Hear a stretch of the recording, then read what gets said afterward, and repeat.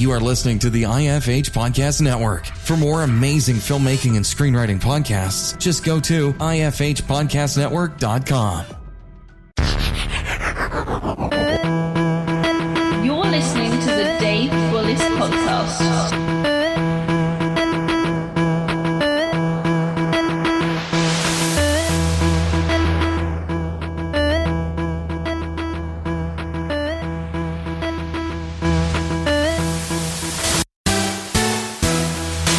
Joining me today is Chris Soth. Chris Soth runs screenwriting.com, and he's also the founder of the Mini Movie Method. In 1998, Chris Soth sold his screenplay Firestorm for over $1 million, which went on to be developed into a movie starring Harry Long. And today, Chris is joining us to discuss screenwriting and his process. Chris, how are you doing today? Doing great, Dave. It's great to be here with you. And thanks so much for having me on the podcast. Oh, my pleasure. So, Chris, just to start at the beginning, how did you get started as a screenwriter? Well, I was in the entertainment industry kind of my whole adult life. I started as an actor, had sort of a lateral move to comedian and magician.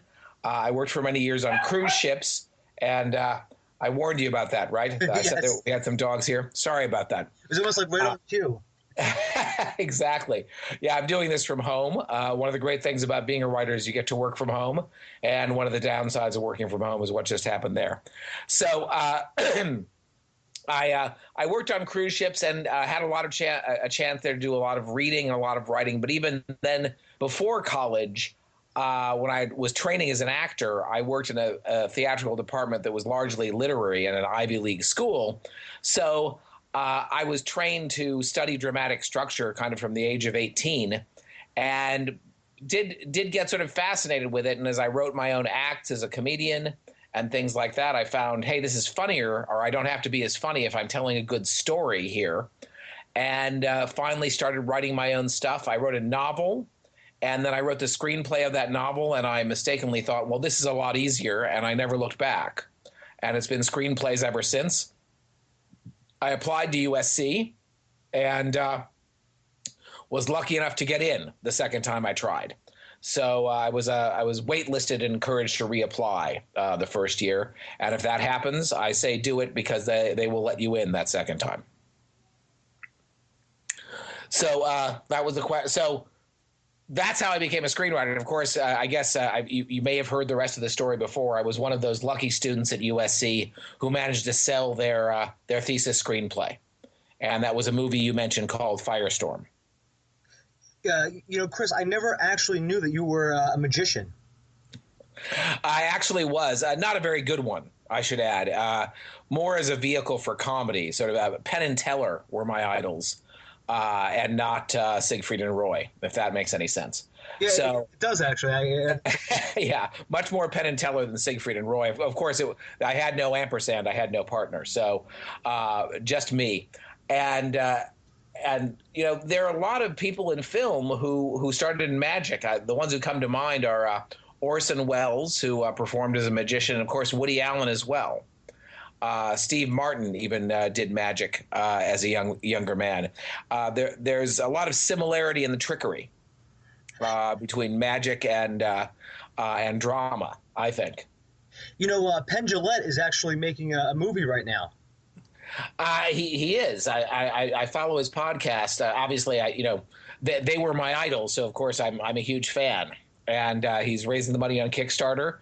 And I think you can even get the script if you help fund the project. So I look forward to it, and of course I'll attend. I saw the recent documentary he produced, that Teller directed. Raced out to that on the first day, and of course as a comedian, I loved his documentary, The Aristocrats. Oh, The Aristocrats is an awesome movie. Yeah, it was a lot of fun. And if you love a good joke, have a theory, and have any comedic theory or study joke theory at all, that's a great movie to take a look at. Yeah, absolutely. And you also get to see each comedian's own take on the joke and their own way that they approach things. First time I ever watched it, I thought to myself, what the hell am I watching? And then I started to realize what it was. And then I recommended it to people, and some people came back with, what the hell did you just make me watch? And other people were like, it was hilarious if you stayed the whole way. So. No, I actually get like that when I raced out to an early screening. I was in a comedy class at the time, and Paul Provenza, the director, was there and spoke afterwards. Not one of these events where you hear it's going to happen. He just showed up, and the owner of the theater said, "Hey guys, the director is here," and he took questions for about 20 minutes after. So that was a real treat. But it is an acquired taste, The Aristocrats. I agree. As Tim's Vermeer was sort of interesting to obsessives as well. So Chris, getting back to how you got started, when you were an actor, did you find that as you started to study screenwriting, it made you able to read scripts better? So you got a better understanding of maybe subtext or a better understanding of the scene? Or was it by that point, have you just, decided just to be a screenwriter full time? It was a little more organic than that. I mean, certainly my being an actor and my being in the entertainment industry, and I was talking about how being a magician, influences my choices as a filmmaker. And so, yes, it is all organic and it's all related. It's almost the other way around. As an actor, I wanted better scripts. Mm-hmm. I wanted these scripts not to be so wordy. And so I gravitated towards writing. I mean, you could track that evolution from actor to comedian, where I was writing my own material. I'm not satisfied with what I can, find to act in out there. I'm going to have to write my own material. And then eventually I wanted to write, bigger and better things. And get into fiction and have control of the whole story. I think my whole career is sort of trying to be the guy who decides what the movie is, and I thought that was the actor, and it's not. And I briefly thought it was the director, and that isn't necessarily the guy. I think writer, director, producer, and then you have to be a studio head as well. Then you might actually get to have some real influence on what the movie is and becomes and what stories get told. Yeah, and that's what a lot of directors and writers and even indie producers are doing now with crowdfunding, is because that last part, that studio head, because you always get those notes. And with if you could crowdfund the movie and you could actually get the funds through that way, that's so you won't get those notes and maybe have a lot more control over your film. We're still limited as to budget, but I found in a certain budget I can raise, I can make as many movies as I want in a certain budget now. That budget is not high. So when we can crowdfund to the tune of $50 to $100 to $200 million, then we may really have some influence. Mm-hmm. When we can make Transformers as well as the studios, that's the time I'm looking forward to. So, speaking of crowdfunding, Chris, is there ever a time where you see yourself crowdfunding for a movie you'd like to make yourself? Well, I have, and I can raise money at about that level. I don't do it that specific way just now. I tried once and didn't see that I could raise as much. I mean, I made my goal and did okay, and that movie is in post-production now. But I have a specific model that I use where I get writer investors, and at the low budgets I'm using, it's not going to break anybody's bank account. I can raise a small budget to make an independent film. I don't do it a lot, but I've done it 4 times now, and the films have turned out well, and we've always gotten distribution. So that and we'll get to this later, I'm sure. I write to a screenwriting model of 8 sequences, 8 mini movies. And what I do is I bring 8 writers together who have a little bit of money, and that money becomes tuition for a course that I teach for writing the movie to budget. And then I supervise the writing of the script, so it looks like one writer wrote at the end. Sometimes I'll do a polish at the end. And then we shoot it. And, of course, we write it to be a very low-budget film that we can make at a location that we can get for free, usually my house. So I've done that a few times, and it looks like I can do it as many times as I wish. So once I see that distributors are actually going to make money with these films, once these films start turning a profit, I may do that quite rapidly. I haven't found the way to actually monetize the finished product yet. I found a way to get the budget and pay myself a little bit. And pay a few key people on the crew a very little bit. But I haven't found a way to make profits from the films yet because, I said you have to wear many hats of writer, director, filmmaker, producer, maybe even studio head. I may have to become a distributor myself as well one day if I really want to, make money consistently in the movie industry. Oh, yeah, I agree. I had Jason Brubaker on the podcast a couple months ago, and he actually that's what he does. He's all about distribution. So if you like, I can send the URL to that because he talks. I also had Scott McMahon on. Scott was an independent filmmaker who shot a movie in his house, and he was distributing it. And then Jason was also, they all knew each other, but Jason was also just talking about how he's seen movies being distributed because he used to be the head of distribution at Chill. And so it's a lot of info in that podcast. I'll have to listen. I actually just got on Jason's email list because, of course, as I was just saying to you, I'd like to lick the last problem of a Yeah, and because then I could, I can make a movie, certainly good enough at a very low price, like something you'd see on Chiller or something like that. When I'm in the horror genre, I actually just made my first romantic comedy here at the house, so. It would. I think at that point I'll be a producer because I've found some directors I like working with that I can sort of trust with that process, and being producer will be the most productive, no pun intended, for me. That I think I can. That way I can make 4 movies a year, whereas if I'm directing, I may be capped at 2 movies a year. Yeah, and with the democracy of the internet, because now you can just put something on your actual site, and we have like a big download button. Right. There was actually this film that I rented the other day, and it was a film about these kids get locked into a church during the actual lock-in, and demons after them. And I mean, they made it seriously, but it's like one of those so bad it's good. But right. But that's how they got word of mouth around was, and then now I guess they didn't even make DVDs. Everything was a digital download. Yeah, I don't see any reason to make DVDs anymore. I think they are dying out as Netflix has shown us, and everything will be streaming one day. The distributors I've worked with so far still, find DVDs to be profitable, and I think that will happen for a bit longer.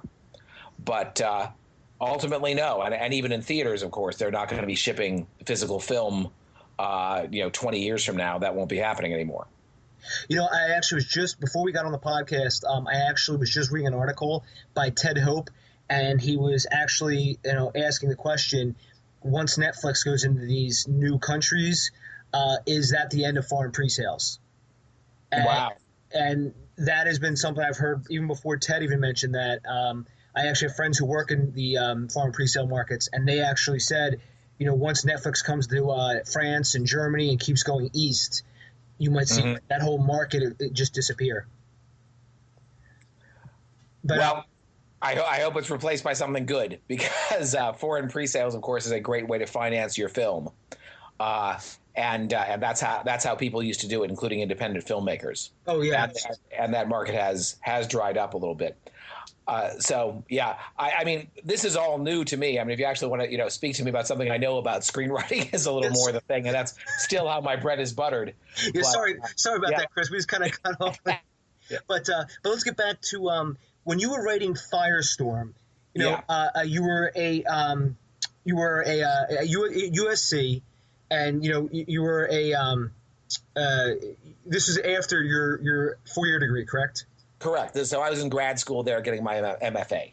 Yes. Okay. So take us through the process. How did you actually, you started off with an idea, and then you obviously had to use the USC method of sequencing, and then you created the mini movie method. So could you take us through that whole process?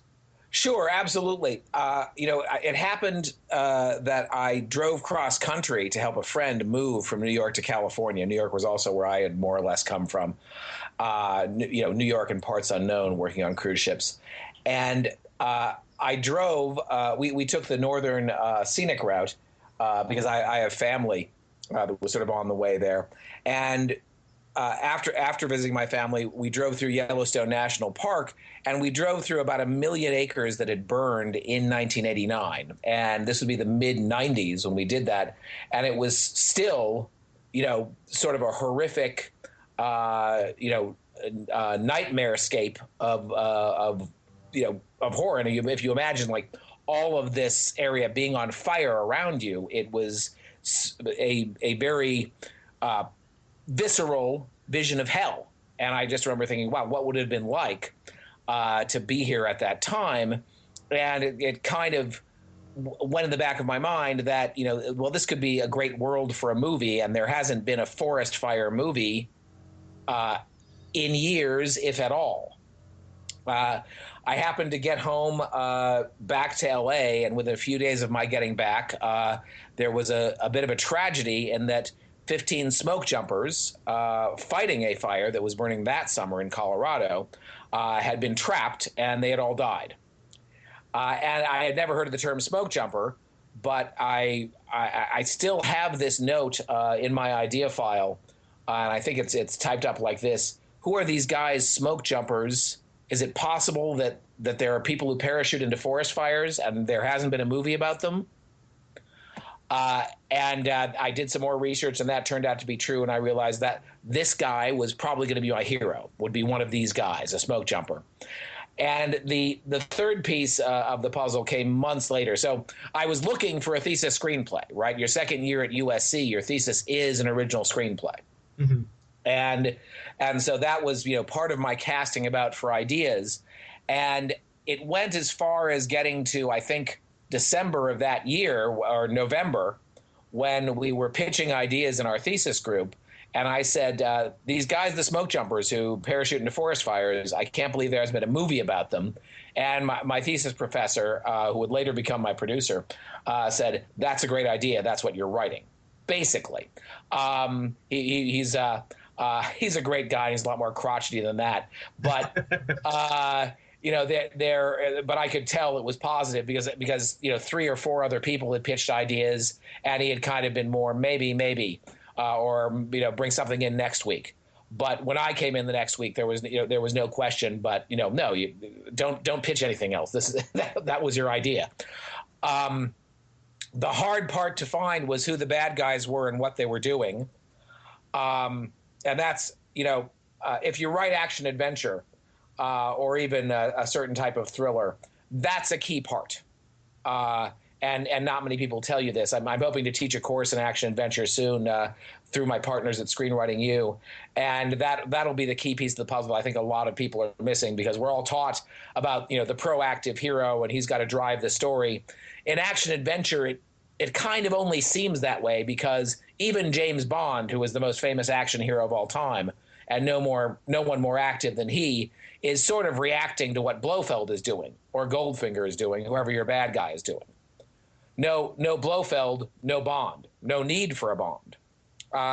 So that was a long, hard search, and I think over the Christmas break of that year, I found, in some very otherwise dry research, that they will pull men from prison to fight forest fires if they get bad enough. And I was reading that at 4 a.m, and I called a friend who I knew was another night owl because I didn't want to get up to write it down. And I was going to leave a message in his machine, but he was awake. And I said, you have to help me remember this. My bad guys are convicts, are escaped cons, okay? And he said, you got it. And that guy is still in a writing group with me to this day, and arguably saved my life or made me $1 million later. So so that's how Firestorm came together. When I finally brought that in, my professor said, "Okay, we got the bad guys, and now we're ready to go." So you're absolutely right. I used the USC method of sequencing, and guys, if you ever ask yourself, do people who put all that money down to go to film school get anything that I don't? For me, the answer was sequencing, which I thought was so powerful. I have been trying to bring it to the world outside USC Film School, which, as far as I know, is kind of the only place you can get it, aside from me or my website and one other book. There may be a few other sources out there now online, and I rechristened it the mini movie method because sequencing has sort of been taken over. It can mean a lot of things, even in film. Any group of shots that happens together is called a sequence of shots. I think there's another story guy out there who calls something sequence, and he means an entirely different thing. So, in short, what they teach you at USC is to break your story up into 15-page or 15-minute segments, and 8 of those, if you're good at math, equals a 2-hour movie, right? 4 quarter hours in an hour times 2, that's 8. And this is actually based on how much film is in a reel. When they started making films, they would shoot them on reels, and the very early silent films, if you're a fan of those as I am, the good ones anyway, many of them are only 15 minutes long. If you look at an old Charlie Chaplin comedy, the one that defined his character, The Little Tramp, that movie is 15 minutes long. The Great Train Robbery, which is sort of considered the first feature film, is 15 minutes long. And a lot of very famous films are considered, cornerstones of the movie industry we have today are 15 minutes long. But as they started telling longer stories, they would just add a new 15-minute chapter till finally we get to Birth of a Nation, which sort of becomes the parent of the modern feature film, which is 2 hours, or in that case, maybe even a little longer. And the films are chaptered in 15-minute segments, each of which has its own tension. And when you add all of these up, those are the chapters that tell the whole 2-hour story. And I've been working on this and refining it ever since into what I call the mini movie method, a much more refined way of telling stories, and an easier way. I mean, Dave, I think you get into your second act, and most, if you're following 3-act structure, which comes with the theater, there's 60 pages left to tell before you get to the end of your second act. And there isn't much guidance for that vast, undifferentiated landscape between page 30 and page 90 in most of the books out there. Oh, absolutely, Chris. I agree. Usually the only guide that I've seen is, they'll show the ascending action or tension, and then, you've seen it. It looks like, it's the just a line that goes straight up, and then it says, this is Act 1. You have your inciting incident, which takes in Act 2, and then it's like Act 2 is this huge piece, and then it's like, then we have descending action in, Act 3, and then a new world at the end. And you're like, you're like, well, okay. Right. Yeah. Yeah. And the okay and the that's all you got for me comes right at the break of Act 1. It can be hard enough to write the 30 pages of Act 1 with no differentiation, but then when you get to the 60 in Act 2, it's ridiculous. And I use that exact triangle, which they call Freytag's triangle, but I break, and all of that you said is true as far as it goes. It just doesn't go far enough, right? Yes. So I'll break your second act down into 4 15-minute segments, and that makes it at least 4 times as easy. And ultimately, if you read to the end of my ebook, or you take the great mini movie method class that Screenwriting U offers, or go get the videos or get to our members area videos at $1,000,000screenwriting.com. You'll see that it differentiates by genre, and that there are ways to break down the mini movie into even further pieces, which I call micro movies, and that this 8-step pattern, which is is a template you'll be using over and over again. So it's allowed me to write 40 screenplays. I sort of made it my cause when I said, well, I'd like to do something else besides write in my life. I'm more social. I like to meet people. I'd like to, get in front of some groups and speak. My actor Jones of performing and getting a few laughs that hasn't died yet.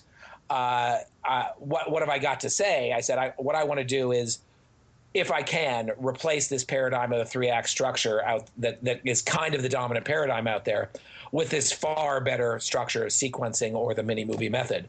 And people have been responding great. You're one of them. That's how we know each other. And it just makes everything, I'm going to say 4 times as easy. I think that undersells it. It's really, 10 times easier. Just, the easiest method you're going to find of anything out there. And works with everybody else's method they're teaching too. If you're a fan of Robert McKee or Sid Field or John Truby, Blake Snyder. I have students who lay their Blake Snyder beats right over their mini movie template, and they feel like they've got, all the guidance they need. And it does work too, because I actually took this mini movie method with Screenwriting U, and I actually wrote a screenplay in that class that a friend of mine who's pitching to Disney right now, he's actually giving me notes about it. Oh, fantastic. It was actually a comedy horror, and it's at first when I was pitching it to my writers group, they were kind of like, it's kind of out there, but they read it and they actually went through a few more drafts to tighten it up, but you can see the horror movie structure of the old slashers, and like for Friday the 13th or any of them really, and you can see how it follows that, and you can see how the mini movie method plugs right in there. Right. Well, those slasher horrors are sort of a great example, and a great way to sort of see the mini movie method at work. If you aren't acquainted with mini movies, so many of those are, and your other monster movies are, 6 to 8 short films ending in a death, right? There will be 6 characters who die off one by one, and each of them kind of do it in about 15 minutes, right? And there's just this slow burn of the killer's in the house. Is he in the garage? No. Oh, is he in this bedroom? Ah, what a big scare! A cat jumped out at me. And then just when we think, okay, everything's fine, knife from off screen through that character's throat. Now they're dead, and then halfway through the next mini movie, while someone's looking for them, of course, they will find that body hanging upside down in the closet, and that'll be your big scare. And then the cat again, and then the character searching for them is dead. And now we've done 2 mini movies, right? Yes. So if all you have is the ability to make a 15-minute movie, make that one 6 times in a row with the same killer and 6 different characters, and you got Friday the 13th, or you've got Scream, or you've got Halloween. There's I'm oversimplifying it a little bit, but you will, if you watch one of those and you've got your stopwatch going, you'll see those deaths very close to about every 15 minutes. And don't waste a death in the middle of a mini movie is one of my credos for my students writing that kind of thing. Build up to it. That's a good point too. I mean, because the work I had. I had sometimes it would it would open up on a death and it would close on a death. There you go. Yeah. And that's what I was playing around with, because it's a comedy horror. So like at one point it'd be like a summer camp movie, kind of like Meatballs or right. Something like that. And then it would just all of a sudden at night it becomes like Friday the 13th. And it's just, there's and again, they notice campers are missing, and, there's always that one voice of reason, and everyone has to say, no, it can't be that. Yeah, so those deaths are framing your mini movies, basically, yes. Right? Yeah, and they're providing a tension that, that leads from the end of one to the end of another.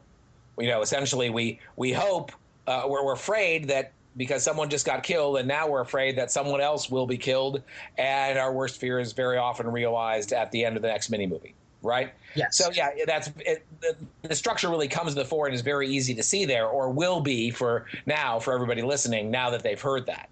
Another great example is the movie Seven. Anytime I hear something numerical like that, I go, oh, I bet that it's 1 deadly sin per mini movie, and it's almost exactly that structure for 7 of its 8 mini movies. Actually, for 6 of them, but I don't want to turn this into a lecture on the very fine movie Seven. Take a look. Set your stopwatch. But you'll see the structure there. So there's some great examples of where you might see this method at work. If you don't like horror, the great Oscar-winning film The Sting actually has placards marking the mini movies in the second act in the second act. So mini movies 3, 4, 5, 6, and I think 7 are all marked by a placard and even have a title. And that's actually an exercise I recommend to my students when they're breaking their stories down into mini movies. Well, if this were a title, if this mini movie had a title, what would it be? If this were a short film, what would it be? And that's why I, by the way, call them mini movies instead of sequences, because they're movies unto themselves. Structurally, they follow the same rules as movies. Yeah, that's a good point too with the placards, the title cards, because Tarantino does that a lot.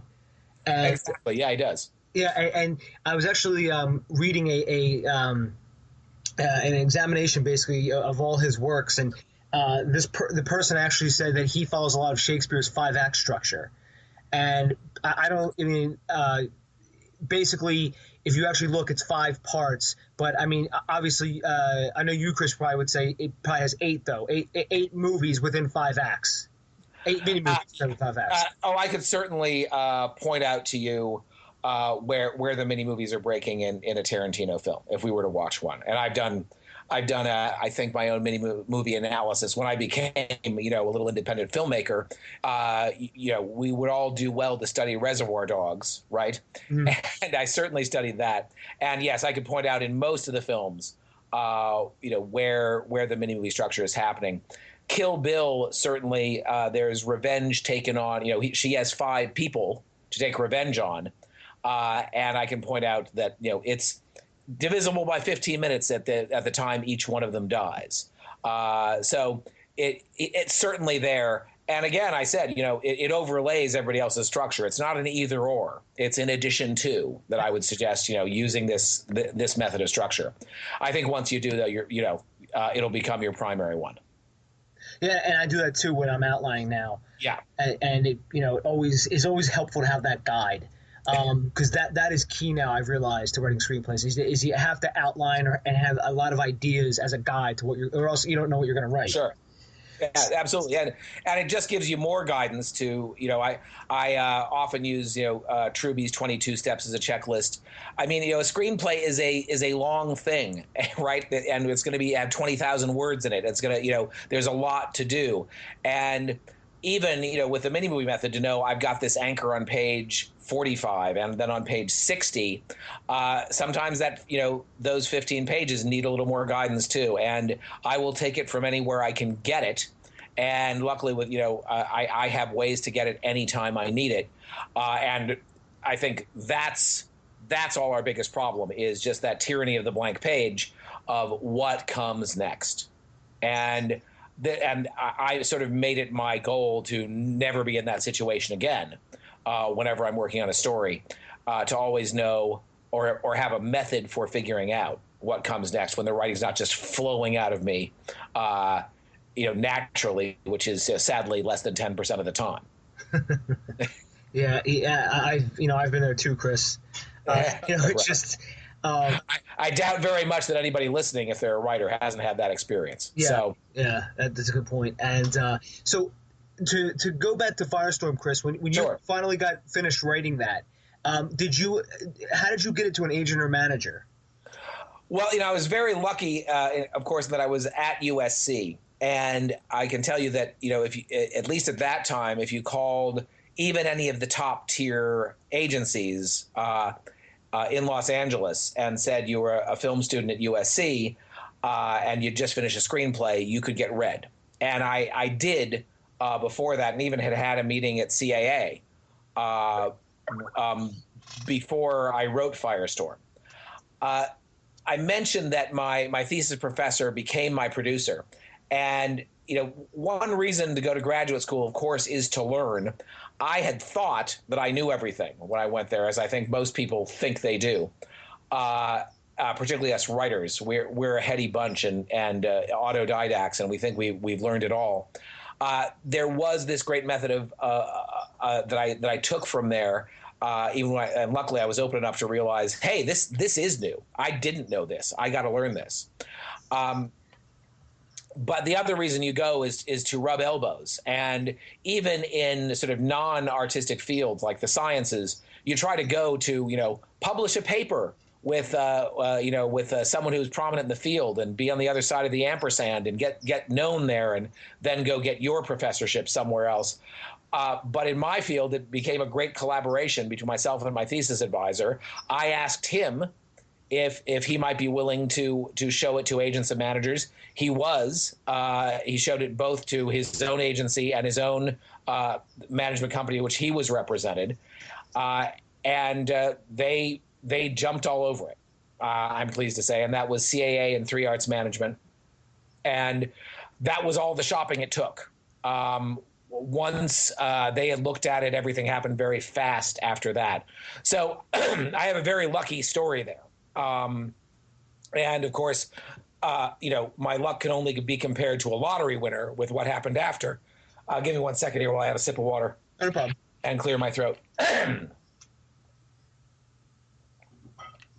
So I wrote the script really in about 8 weeks. And that's still a schedule I use to this day, of one mini movie a week. And that's actually a leisurely writing schedule for me. I've written a screenplay in as little as 3 weeks. I was actually trying to write 20 pages a week, which meant you finish your first draft in 6 weeks, because this is what my thesis advisor liked us to do. And then the rest of the year for rewriting. There were 2 of those 20-page sections that were misfires. They were the first one and the last one. I rewrote both of those, and that was what added the 2 weeks to the schedule. After that, rewrites were minor between then and the sale. Both the agency and the management company had very minor notes, and we were very lucky in that a major star of that time, Sylvester Stallone, had made a deal with a mini major studio, which was $20 million. This was actually the first $20 million deal for a piece of talent. $20 million for a movie to be named later. They were just reserving his time, which was the upcoming summer, or maybe the summer after. I can't remember. I feel like it was the coming summer, and it was March or April that they made this deal. It would have been maybe February or March. And so they were a motivated buyer. Now that's the perfect storm. Should anybody ever walk into a situation like that again, or should I ever find one, exploit it. And it's worth writing for. I didn't know about the deal before I was writing. It was all luck that I happened to be writing a film with a great part for Sylvester Stallone at a time that a studio that wanted to pardon me, prove how big its dick was to the rest of the town, was looking for just that kind of script for Sylvester Stallone. But my script filled that vacuum, and we targeted that buyer. We showed it to them on a Monday evening, and on Tuesday, very early afternoon, after a lot of phone calls in the morning, they bought it in a preemptive bid. So that's how the script sold, which I'm sort of assuming might be your next question. And obviously after that, I became a client of both that agency and that management company. So once the script sold, Chris, did you find that suddenly you were more popular with everybody? I mean, that like friends and. I can say that. Well, with friends, I'm not going to say that that I noticed a lot of people who didn't like me before suddenly pretending to like me. I to this day, I don't feel like there were a whole lot of phonies. We were a very tight knit group at USC, and at least for those people, which were sort of the main people I knew in California at the time, because I had moved there, and they were the first people I met. The outpouring of joy and support was nothing but wonderful. Now, so if anybody hated me, it was all behind my back, and I only heard it in the worst rumors.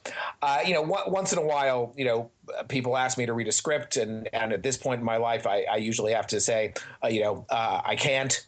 Now that's something that I do as my profession. I consult, so there was a bit of that, and I do try to help people out when I can, and I certainly did back then, and was able to more so. And the desire to help people more is sort of why there's a $1 million screenwriting.com and a yourscreenplaymentor.com now, to sort of, make the ways I do it sort of codified and official, so that it isn't as chaotic as it used to be. But, so the answer is, of course, I guess I enjoyed some popularity. And in the industry, after selling that script and it was on the front page of Variety, your agency sets meetings for you, and your management company sets meetings. And so I probably had 60 meetings with a lot of people who were looking for writers to put on projects, and and that's how you make your bones. And those are still, the people that I, talk to today in my relationships in Hollywood, and how I work in the industry. And do you still have the same agent manager today as you did then? I actually have different agents and managers now. Oh, so, and they haven't been the only ones in between too. It's every once in a while, and I feel that I've heard this from actors too, you want to do that to sort of create a new interest in your work. I don't know if it's the right thing. I have no idea if the decisions I made were right or wrong. I can say they've been variously successful or not. But, once in a while, it just, when you have a new spec or something like that, and if an agency is sort of seemed lukewarm about your last one, sometimes it pays to switch over to an agency, because that's very attractive to an agent. Hey, here's someone who sold the spec script before. That is a great way to grab headlines and publicity and look good as an agent. I'd love to take out their next spec. So I've been at other of the top tier agencies. I've been at smaller boutique agencies. I've been at mid-tier agencies as well, and usually had a manager as well through most of my career since then. So Chris, what would you recommend to a screenwriter who has never sold anything, maybe never even taken a meeting? What would you recommend to them to get an agent or a manager? Well, I don't have a lot of recommendations that aren't sort of standard that everybody else doesn't say, which is write a lot, query a lot. Mm-hmm. The things that I don't hear other people saying and may go against conventional wisdom. So look at everybody else's stuff about as far as writing a lot and querying a lot, right? And follow that advice. I agree with that. Here are the few things that I don't hear other people say. It is okay to make a phone call. It is okay to query by phone. It is not okay, as in any social circumstance, to query and be rude on the phone, or to be obsessive and stalkerly. So all of those policies about we accept no unsolicited submissions, don't call us, are really for crazy stalkers. And if you're nice and you're polite, and you use these queries and this writing and all of your getting read and all of your meetings to focus on building pleasant relationships with these people, that will benefit for you. So my two things are everything's building a relationship, and it's okay to make a phone call. So a lot of agencies have the don't call us, we'll call you policy. I've found everyone surprisingly pleasant if I call them and I am pleasant. And whoever you reach at that agency or that production company, be pleasant to and get their name and build a relationship with them. And when you send them emails, build a relationship. So those are the things I would say. I will also say this, and you didn't hear it from me. I said that I used to call people and say I was a film student at USC, and I just finished a screenplay, and I got read that way. Here's the part you didn't hear. I doubt very much that they were checking my name against a roster when they said, please send your script. That's good. That's one trick that that somebody could use. I've never actually had a report on it. And if you get busted using that trick again, I never said anything. Chris who? US what? I don't know what you're talking about. But the larger tier agencies had people whose job it was. They were probably the assistant on somebody else's desk, but whose job it was to read scripts from film schools, particularly the local ones. So that might be one technique that somebody might want to try. If you do, I'd love to hear about it. If you get caught doing it, I still want to hear about it. But it did not occur on Dave Bullis's podcast, and you did not hear it from Chris Soth. I swear, Chris, those will never come back. Because when you do query, and when you do, like, if you were to, I don't know, let's just say pick a random, or let's say not a random, let's just say you picked an agent that you or manager that you think you would like. You see their clientele base, and when you call them, 9 out of 10 times you're going to get their assistant, and you're going to who's the gatekeeper. And, right. And that's really the person you sort of kind of have to build have to build a relationship first with that person so that they'll recommend your work. And it sort of comes in my next question is, how do you recommend that writers craft a log line for their screenplay? Is there a formula that you use, Chris, or is it just do you sort of just see how is there another method you use? There actually is a formula I use. I had to give a lecture on this once, and I felt like I should come up with a formula that will sort of apply to anything. And you may have heard me say this, or maybe it's in the Screenwriting U class. I know Hal at Screenwriting U may have a different formula for log lines, or a group of them. I sort of feel the defining aspects, and you heard me say it on how I got the three moving pieces of the idea of Firestorm, and I did that deliberately. They are the hero, the villain, and the world. So I said I was driving through where there's a forest fire, and I said, what a great world to put a movie in. And I found out about smoke jumpers, and that'd be a great hero for a movie. And then I found the convicts, and I made them my villain. So that was the order the idea happened to come to me, or that was when I knew it was whole there in Firestorm. And I would say if you haven't got any of those three moving parts, your idea or your screenplay or your movie may be lacking. And we see movies that sort of don't have one of them, or have a weak version of one of them, and they're either covering that weakness masterfully and making up in other areas and turning into a good movie, or they fail. That's one of the reasons they fail. So my template for the log line, which is all log lines, is a hero battles a villain in a world, and you would slot in your three things. Now, you have to be a little metaphorical here, right? A love story, is that a battle? Well, sometimes yes, in a bad relationship, and always at some point in a romantic comedy, it looks more like a battle, right? So if you're willing to say, falls in love with can be a battle too. So arguably there are four moving parts. There's the verb as well. So a hero comes into conflict with a villain in a unique backdrop or setting. That if you start flipping those around or changing any of those elements, you can change any movie. And if you slot what you're working with in your screenplay into those, you say, who's my hero? Okay, that's the first thing. What's he doing? Okay, he is fighting with. And who's my villain? And where is it taking place? Or, against what backdrop is it taking place? I think that is any log line. I think you can do that with any screenplay you're going to work on, and you'll also see its flaws or weaknesses. Now, and that to me maybe is more of a useful writing tool than a marketing tool. You might have to sex that up a little bit when you're pitching and doing and trying to get people to read your script, in an elevator pitch or on the phone or even a query letter.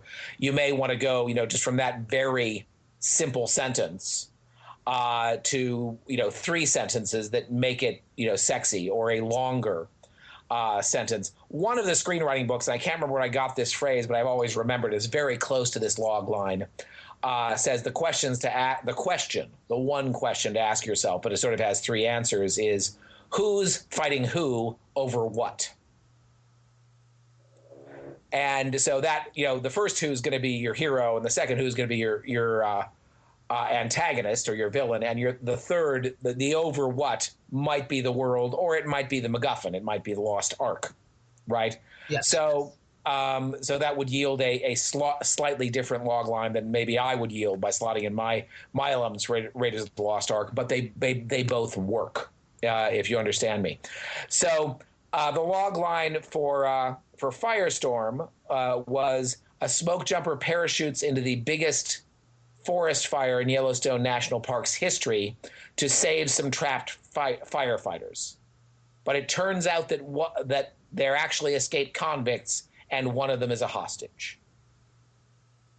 If I use just my template, it's still pretty sexy with a smoke jumper battles escaped convicts in the biggest forest fire of Yellowstone National Park's history. I don't have the hostage element there. I don't have the sort of cleverness of, they were they're escaped cons masquerading as firefighters. I don't have the cleverness of the villains. I lose a little bit. I think you still get, holy crap, Die Hard in a forest fire. I got to see that. Die Hard in a forest fire would be yet another way to pitch it, which I have to admit I've used. And of course, at the time I wrote it, was a great way to sell a script. It's funny you mentioned that, Chris, because an agent once told me that too. He said, if you ever add Die Hard meets blank, it immediately piques everyone's interest. That was the tip. I feel like that ran its course, but it may be back now, which is great for me because, of course, I wrote 10 more of those after Firestorm, and I'm something of an expert in that particular story. So. It did some unique things that hadn't been done, up until that time, or hadn't been done in a long time. So, Die Hard spawned its own mini genre there, and I was sort of one of the last beneficiaries. And a lot of scripts of Die Hard here, Die Hard there, sold, and many of them got made. And then that trend sort of died, and now it's all sort of different things that people are looking for. But that's coming back a little bit. Yeah, I also saw that spec script sales are actually on the uptick right now, because they actually show the dip in the past couple of years, right? With certain spec screenplays, and I wanted to ask you, Chris. This is probably my last question because I know you have to run, but I saw a bit of advice from the Writers Guild of America West, and their advice was that the old method of, writing a screenplay and getting it to an agent or manager and having that actually produced is basically the narrowest path you can take now. And it is like so unlikely that it will ever happen. What is your take on that? I do agree with it. Well, I'm sure there might be a narrower path. I mean, writing up the script and never showing it to anybody, or the narrow path that so many writers take, which is never writing anything. If we can even call them writers. Whether it's the narrowest path, it's certainly there are so many more broader paths available to you today than even when I was coming up, which isn't that long ago, where that was considered the way, and it was the way that worked for me. If I were starting, with as a writer all over again now, ideally a younger man, since we're fantasizing anyway, I would hyphenate, by which I mean writer-director, writer-producer. It's what I've done anyway, here, after a writing career, was to segue into producing and segue into writing, and segue into filmmaking and directing. I've segued, into internet marketing and consulting and a few other things. And it's all media and it's all creative, and it can all be as gratifying. It won't surprise anybody listening, I think, to hear me say, when I'm directing a film, I get the same creative excitement on the set, sometimes in flashes, that I do when I'm writing. It may, surprise someone to hear me say, I get thrilled when the same thrill when I've got a great idea for a new product for screenwriters that's going to change the way that everybody writes and make it so much easier to get your script done and your movie made, and that I've got a great new domain name to market it with, and a great way, to reach more writers. That's exciting for me too. Now that's me. But to me, I just lump it all under one sort of being creative category. And there's so many more opportunities to do it now, to hyphenate. So, am I a writer, director, producer, internet marketer, consultant, teacher, professor? Sure. Are no 2 days the same? Yes, and that's exciting for me. And I love that variety. And I think us writers like it too, even if it's just today I'm writing a thriller, tomorrow I'm writing the rom-com. We're attracted to that. So broaden your path, not just to optimize, your success and your career, your chances for success in your career, but for a happier life as well. In my opinion. So yes, I'm with the WGA there, of which I am a member. So I stand with my brethren. Excellent. It's good to get your opinion on that too. I read that and then I started to think about that, and it is right. Because I remember talking to Christopher Lockhart, who works for WME, and I remember him saying just the amount of screenplays that they typically get in a day, and how they have their readers obviously, and how much noise they just have to cut through.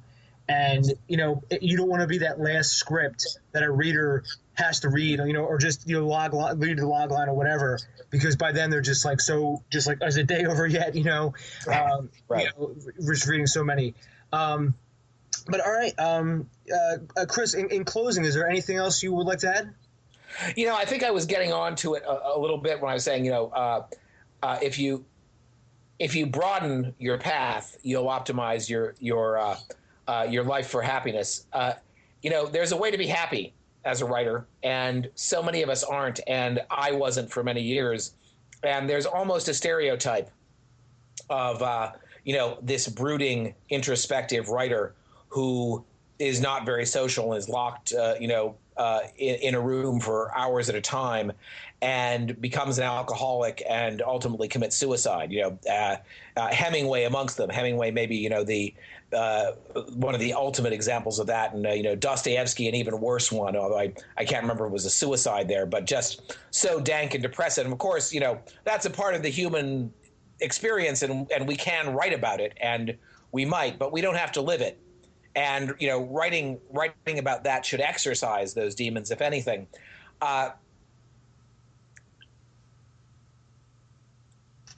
And for you to be have a great life and be happy, this creative fulfillment is so important.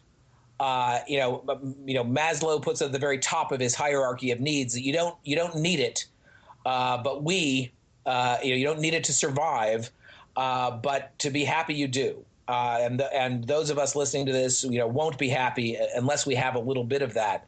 But you can find it in writing, and you can find it in filmmaking, and you can find it in making the smallest little YouTube video, or the little snippets that you might write as a Facebook post or tweet in the short form. All of this is about just bringing a little bit of meaning to your life. And the more you can do it, the better. And don't limit yourself just to this one venue of writing. Do it, there's creativity to be found everywhere, and all of it is about giving your life meaning, or making meaning in the lives of others, and you can. And try to do it in your family life as well. Those would be my last thoughts as a guy who looked into that dark Hemingway abyss for many years of his life, and found some therapy, and now has found a way to be happy, at least for this last stretch. And that's very good advice, Chris. Okay, I hope so. Didn't feel very coherent as I was babbling it, but I hope you can find some sense in it. Thank you, Dave. Anytime. And make sure you find Chris. It's millionairescreenwriting.com or myscreenplaymentor.com. Chris, do you prefer Facebook or Twitter? How should people reach out to you if they wanted to? Facebook is probably the best way to reach me. I have a Twitter account, but I tweet very rarely. I think that it's $1 Million Screenwriting. It sounded like you said something else there. And yourscreenplaymentor.com. I think you can email me personally, Chris@$1millionscreenwriting.com. If that doesn't work, my name, Chris Soth, ChrisSoth, at either AOL or Gmail will work for anybody listening at this podcast. And I try to get back to everybody who emails me personally. Sometimes there's a bit of a lag there, and sometimes it does slip through the cracks. So you're welcome to, again, politely send a second email. And you can always find me, everyone, DaveBullis.com, and you can find me at Twitter at Dave_Bullis. And Chris, thanks very much for coming on, buddy. All right, Dave. Talk to you soon. Talk to you soon, man. Have a great Sunday. You too. Find Dave at davebullis.com. Please make sure to subscribe and share the podcast.